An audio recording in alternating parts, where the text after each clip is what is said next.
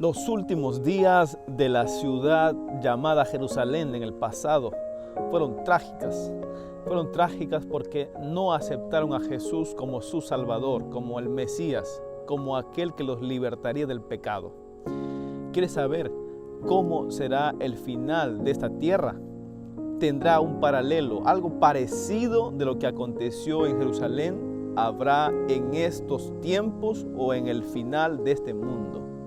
Te invito para que acompañes el video y puedas descubrir qué es lo que va a acontecer con este mundo y qué es lo que pasó en el final de Jerusalén en el año 70.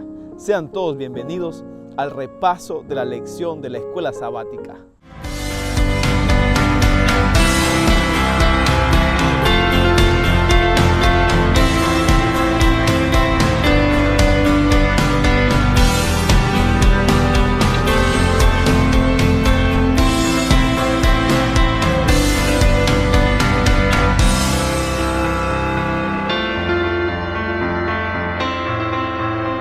Estamos en la lección número 10. Esta lección lleva por título Los últimos días.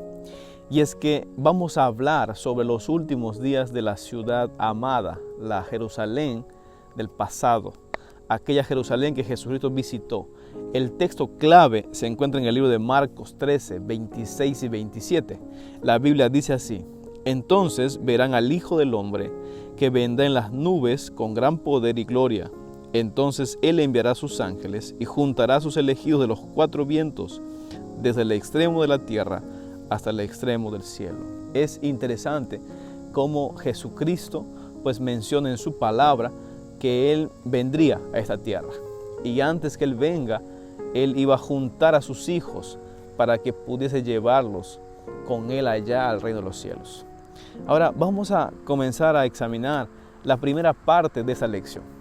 Y la primera parte de esta lección se titula Dos pequeñas monedas como ofrendas.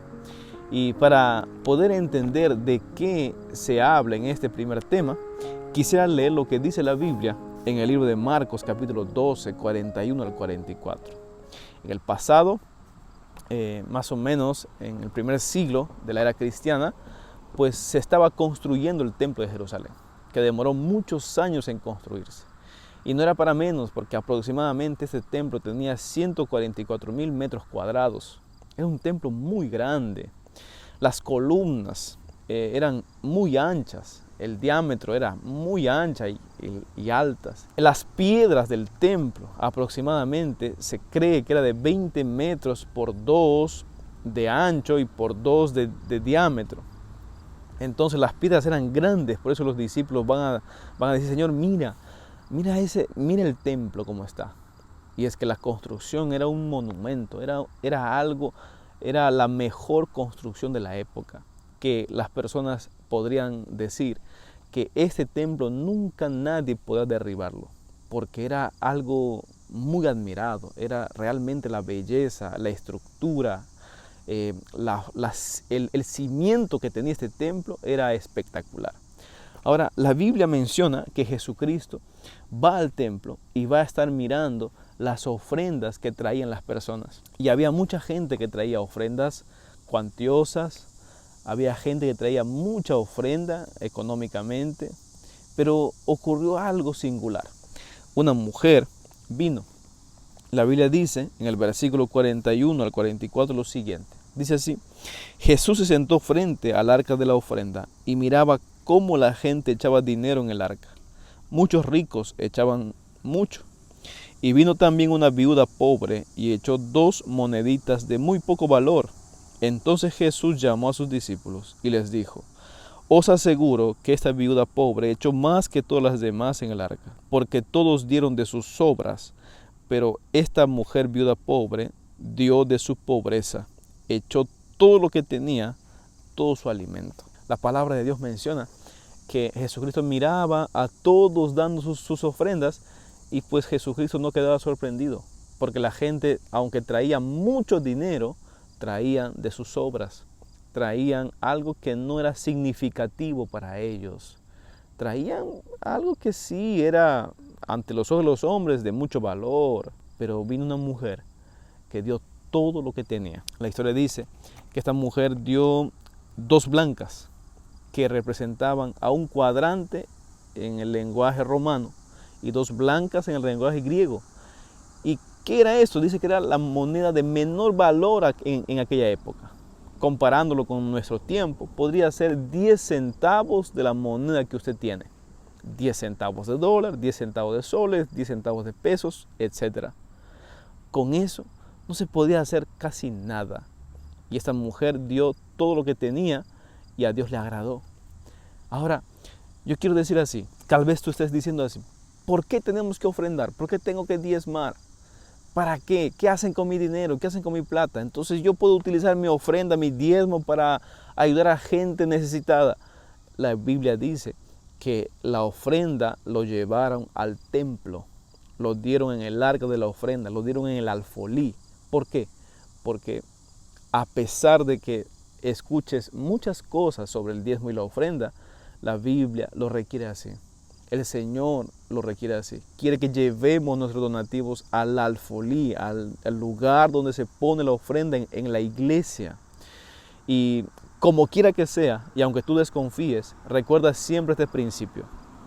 El Señor no necesita tu ofrenda y Él no te pide porque Él requiera tu ofrenda, porque es un Dios pobre. No, Él lo hace con la intención de que usted lo reconozca como su adorador, como aquel Dios que te sustenta, como aquel Dios que te provee todo, como aquel Dios que está siempre en tu vida. Y entonces la mujer dice que fue bendecida, y fue bendecida porque ella dio todo de lo que no tenía. Entonces es fácil dar de lo que yo tengo, de mi abundancia, pero es difícil dar de lo que no tienes. Muy bien, pasamos a la segunda sección de este estudio, y la segunda sección se titula Ni una piedra sobre otra.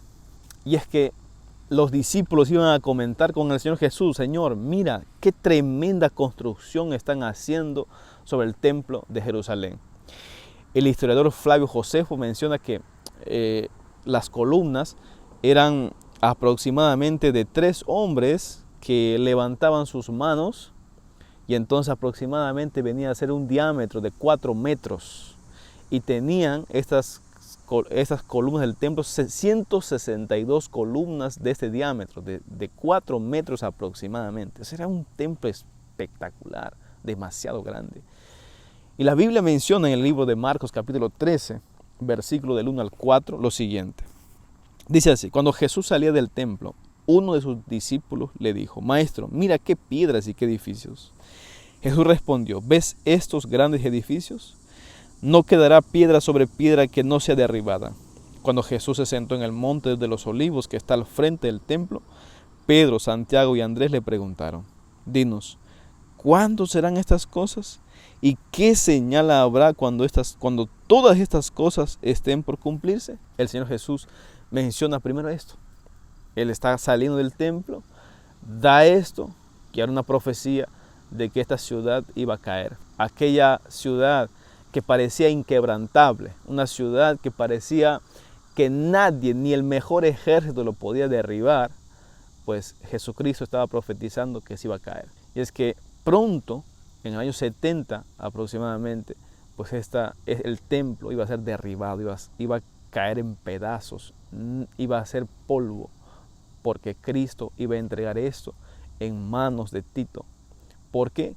Porque este templo que debía entronizar a Jesucristo como Rey de Reyes y como el Mesías, lo que hizo fue rechazar a Jesús, lo que hizo fue votar a Jesús, lo que hizo fue no reconocerlo, humillarlo, entregarlo para que lo maten.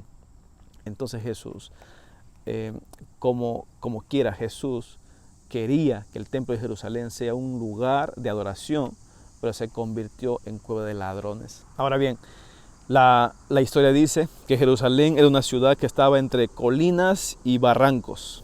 Habían montañas y también habían huecos. Entonces, ¿qué hicieron ellos? Hicieron que 2 colinas estuvieran cerca, y había una colina que estaba más alta que la otra, y en el centro había un barranco.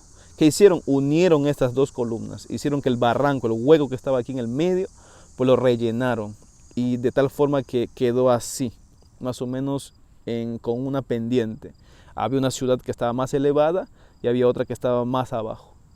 Entonces los que vivían en la parte de abajo, en Jerusalén baja, pues vivían la gente pobre, la gente popular. Y quienes vivían arriba, en la ciudad alta, vivían los sacerdotes y los hacendados, la gente que tenía mucho dinero. Había esta distribución, esta distinción de clase social en el pasado. Ahora, la historia dice que Jesucristo menciona, Él va a decir, cuando sucedan estas cosas, entonces está pronto a pasar la desolación asoladora que va a venir, o la destrucción de Jerusalén. Miren lo que dice la Biblia en el libro de Marcos capítulo 13, versículos 10 y 11. Dice así: es necesario que antes el evangelio sea predicado a todas las naciones, y cuando os lleven para entregarlos, no os preocupéis por lo que habéis de decir. Decid lo que se os dé en esa hora, porque no seréis vosotros los que hablaréis, sino el Espíritu Santo. Entonces, la palabra de Dios, o Cristo, menciona esto, pero antes de decir esto, Jesús dice, va a venir falsos cristos, va a haber terremotos, va a haber guerras, va a haber hambres, van a pasar por persecución, ustedes van a ser entregados en las sinagogas para que los azoten por causa de mi nombre, pero no tengan miedo, dice él.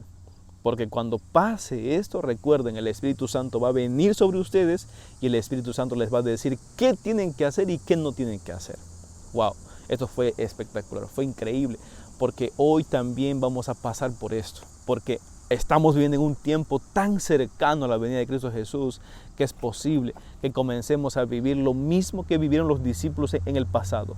Y entonces no tenemos por qué temer, porque Cristo va a estar con nosotros. Si tenemos al Espíritu Santo en nuestra vida, Él nos va a decir qué tenemos que hacer y a dónde tenemos que ir. Muy bien, pasamos a la tercera sección de este estudio. La tercera sección se titula La abominación asoladora.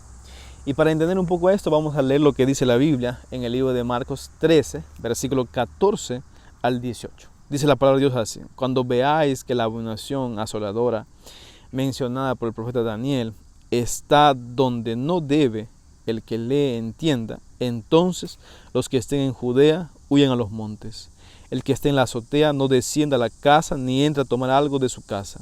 Y el que esté en el campo no vuelva a buscar su capa. Ay de los que están en cinta y de los que críen esos días. Orad pues que vuestra huida no sea en invierno.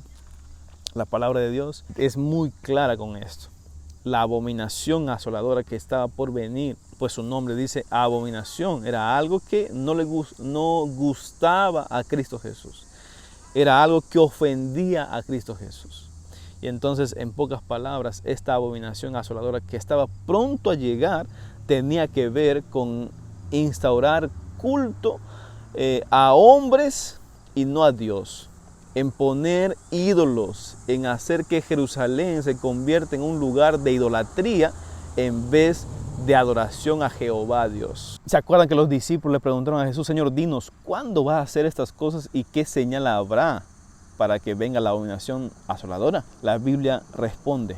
El libro de Lucas 21, 20 y 21 dice así: cuando veáis en Jerusalén cercada de ejércitos, sabed entonces que su destrucción ha llegado.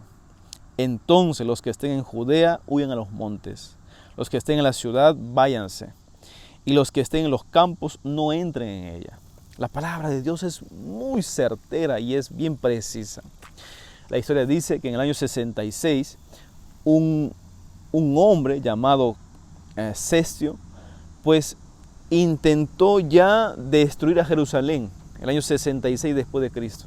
Él rodeó Jerusalén todo con muchos soldados romanos. Un hombre llamado Cestio pues rodeó Jerusalén. Era un soldado romano que tenía cargo, por supuesto, que estaba comandando un ejército para destruir a Jerusalén. Y esto fue en el año 66 después de Cristo. Rodearon Jerusalén, pero también la historia dice, según Flavio Josefo, que sin ninguna razón, pues el ejército se fue. Estuvieron a punto de entrar. Ya iban a entrar, ya iban a tomar la ciudad, iban a destruir todo, pero sin ninguna razón, de la nada, huyeron, se fueron. Y esto fue la señal bíblica, porque Jesús dijo: cuando ustedes miren que Jerusalén sea rodeada, esa es la señal para que ustedes huyan, salgan, no se queden en Jerusalén porque viene la destrucción. Entonces los hijos de Dios, los que siguieron la señal, los que estuvieron atentos, los que velaron, pues ningún cristiano murió, porque todos los cristianos que estuvieron atentos a las señales de que Dios había dejado, huyeron, se fueron, porque estaban con el Espíritu Santo y estaban consagrados a Dios. Ahora, la historia dice que ese príncipe que había de venir, ¿quién era? Porque cuando leemos Daniel, capítulo 9, 26 y 27, habla de esta abominación asoladora que iba a venir y tiene como un doble cumplimiento. Jesús, pues, vino en el tiempo pasado, en el primer siglo, y con su muerte, pues el templo estaba próximo a destruirse y se destruyó en el año 70. Y esto mismo va a ocurrir justo ahora, cuando Cristo venga por segunda vez. Vamos a volver a pasar por lo mismo, persecuciones, hambres, guerras, todo lo que estamos viendo ahora, ley dominical, etc. Todo eso que nos va a indicar que Jesucristo viene, que el juicio está por terminarse y entonces usted y yo tenemos que estar preparados. Muy bien, pasamos a la cuarta sección de este estudio y la cuarta sección se titula La Gran Tribulación. Y para entender a qué se refiere, la Biblia en Marcos capítulo 13, versículo 19 dice así: porque en esos días habrá tal tribulación como nunca hubo desde el principio del mundo, que creó Dios hasta ese tiempo, ni la habrá. Y después el versículo 23, o versículo 20 al 23 dice así: y si el Señor no abreviara esos días, ninguna carne se salvaría. Pero por causa de los que Él eligió, abreviará esos días. Entonces si alguno os dice, aquí está el Cristo, allí no lo creáis, porque se levantarán falsos cristos y falsos profetas y harán señales y prodigios para engañar, si fuere posible, aún a los elegidos. Pero vosotros mirad, os lo dije de antemano. Esto está diciendo Cristo Jesús para que pudiésemos entender que así en el pasado sus hijos, los que amaban a Dios, los que tenían un amor genuino hacia Dios, ninguno murió y ninguno se perdió, porque estuvieron andando con Él. Lo mismo va a acontecer ahora en este tiempo. La historia bíblica dice que en el pasado sus hijos pasaron por tribulación. Y es que específicamente desde el año 538 hasta el año 1798, después de Cristo, hubieron 1260 años de tribulación, de persecución a su iglesia, de muerte a los cristianos, de cristianos torturados, cristianos separados de sus padres, madres de sus hijos, entre esposos, cristianos siendo alimento de fieras, etc. Una tribulación tan grande que se vivió. Y esa misma tribulación pasará los hijos de Dios que vivan en los últimos tiempos antes que Cristo venga por segunda vez. Entonces, quiere decir la Biblia que necesitamos estar preparados, porque aquellos que tengan que pasar por esa tribulación, si no aman a Dios de todo corazón, con un amor genuino y no tienen una relación genuina con Dios, decidirán ser infieles, salvarán sus vidas y entonces no querrán ser fieles a Dios. Naturalmente, pues preferirán salvar su vida temporalmente y la perderán eternamente. ¿Cuál será tu decisión? ¿Cuál será mi decisión?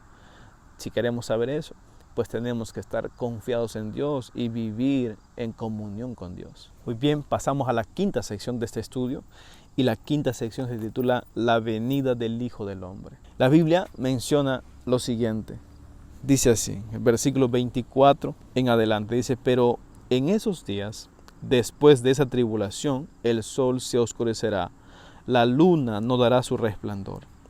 Y versículo 29 dice así: así también vosotros, cuando veáis que estas cosas suceden, sabed que está cerca las puertas. Os aseguro que no pasará esta generación sin que todo esto suceda. El cielo y la tierra pasarán, pero mis palabras nunca pasarán. Pero nadie sabe de ese día y de la hora, ni aun los ángeles que están en el cielo, ni el Hijo, sino solo el Padre. ¿Sabes? Pareciera confuso esta sección de la Biblia que acabamos de leer, porque está hablando de una profecía de doble cumplimiento. Está hablando de la abominación asoladora que se cumplió en el pasado, en el año 70. Y pues antes de ese año ya había rebeldías judías, se peleaban los judíos con los romanos. Había un contexto ahí. ¿Un contexto de qué? De que los romanos querían dominar, los romanos cobraban impuestos, los judíos no se dejaban y peleaban.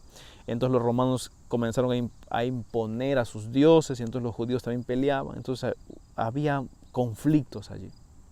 Y finalmente pues con Tito, con el general Tito, pues Jerusalén es conquistada, la ciudad destruida, pero primero fue destruido el templo. Una vez que destruyeron el templo, todo se destruyó.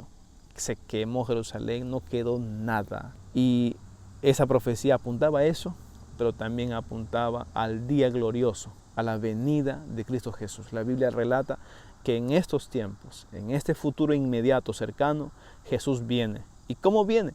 Jesús viene de forma visible, viene glorioso como Rey de Reyes, viene con sus ángeles, lo verán todos, todos escucharán. Será un evento espectacular, fabuloso. Los que no quisieron obedecer a Cristo se esconderán sobre las piedras, pero no podrán. Y sus hijos que pasaron la tribulación y que la superaron, pues ellos irán con Cristo Jesús para siempre. Esa venida es una venida espectacular. Es la venida, supera a cualquier ficción que usted haya visto en alguna película. Porque el cielo se va a oscurecer. Habrá un resplandor, habrá un terremoto grande y Cristo viene y la trompeta suena, los muertos resucitan y todos podremos, los que creyeron en Jesús, los que se arrepintieron a tiempo y los que decidieron ser fieles a Dios, pues se inundarán y se abrazarán para siempre con Cristo Jesús y por siempre serán felices. Quizás usted ha escuchado muchas veces decir, prepárate, prepárate, Cristo viene. Y usted se preparó y Cristo nunca viene. Y quizás hasta se cansó de prepararse y Jesús no viene. Pues eso es lo que quiere Satanás para ti. Que te prepares y que no veas a Jesús venir. Y entonces tú digas, ya no me preparo más. Pero eso es una trampa del diablo. Tenemos que vivir preparándonos todos los días. Porque Jesús puede venir hoy, puede venir mañana, no sabemos cuándo. Por eso, vela y prepárate. Y la manera más certera de prepararte, ¿cómo es?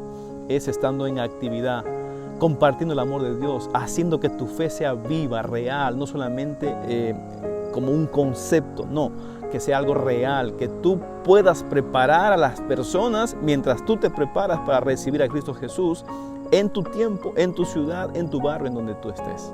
Vamos a orar. Padre Santo que estás en los cielos, te damos gracias por tu palabra. Permite que estos últimos días que estamos viviendo sean días de preparación y de estar en comunión contigo para que cuando tú vengas podamos estar allí contigo para siempre con nuestra familia. Bendice a cada hijo e hija tuyo que está mirando el video a través de las pantallas. Que tu presencia, tu Espíritu Santo los acompañe en esta semana. Que sea de mucha bendición. En el nombre de Cristo Jesús. Amén. Hemos llegado a la parte final. Quiero invitarte a que te puedas suscribir al canal, puedas darle like al video y puedas compartir con otros también. Nos vemos hasta la próxima.